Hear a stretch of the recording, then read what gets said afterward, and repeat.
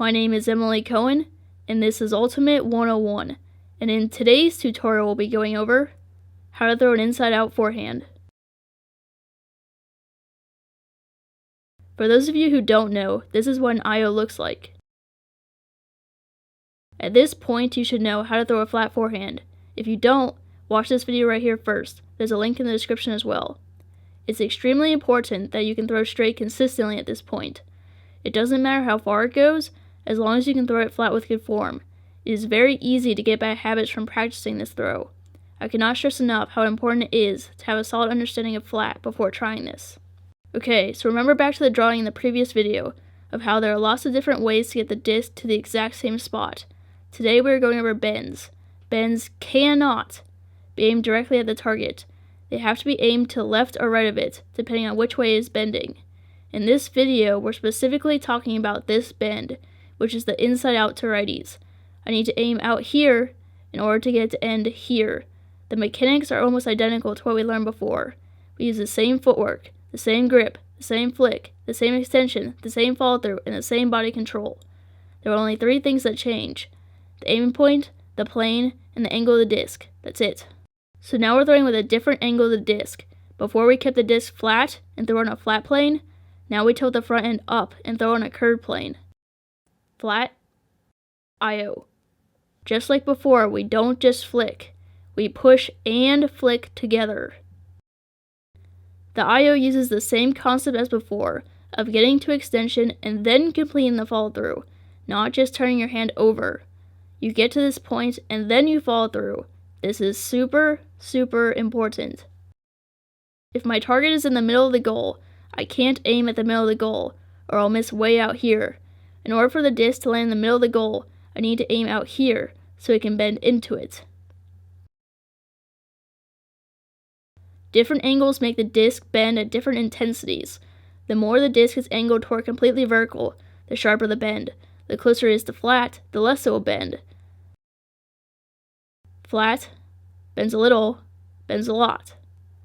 Here's an example of what different angles look like. Something that can be helpful when you need a big angle is to step straight up.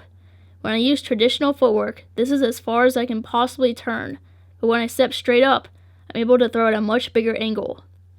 When I filmed this tutorial, it was very windy. The wind makes things a little more complicated and can completely change what we do. The first thing you need to do is you need to decide what approach you are using. Do you want to curve into the target, or do you want to go straight to the target? Let's say the wind is blowing this way. If I throw it flat, the wind is going to push it and it won't go straight. You have to tilt the disc in the opposite direction of the wind, so it pushes against it and turns it back flat. This is what it looks like when you throw it perfectly flat in the wind. It gets pushed. For the disc to actually go straight, you have to tilt the disc facing the opposite direction of the wind. The wind pushes against the angle and turns it back flat. The reason why throwing in the wind is so hard is even if you choose the correct throw to use, that is not enough. If you don't use a big enough angle or throw it hard enough, it will still get pushed badly by the wind. However, if you throw it too hard, it will behave like a normal IO and miss right. In order for it to go straight, you have to choose the correct angle and velocity. This is aimed straight, but gets pushed left because it wasn't thrown hard enough. This one I used a little bigger of an angle and threw it a little harder, and that made it go straight. To throw a bend in the wind, everything stays the same except you need to overthrow the wind to make it curve. You need to use a big angle and throw it hard so that it overpowers the wind. If at any time the disc is traveling slower than the wind, it will cut back the other direction. It's really important to understand what approach you are using. Do you want it to go straight, or do you want it to bend? Because that answer changes where you aim and how hard you throw it. The stronger the wind, the harder you need to throw it.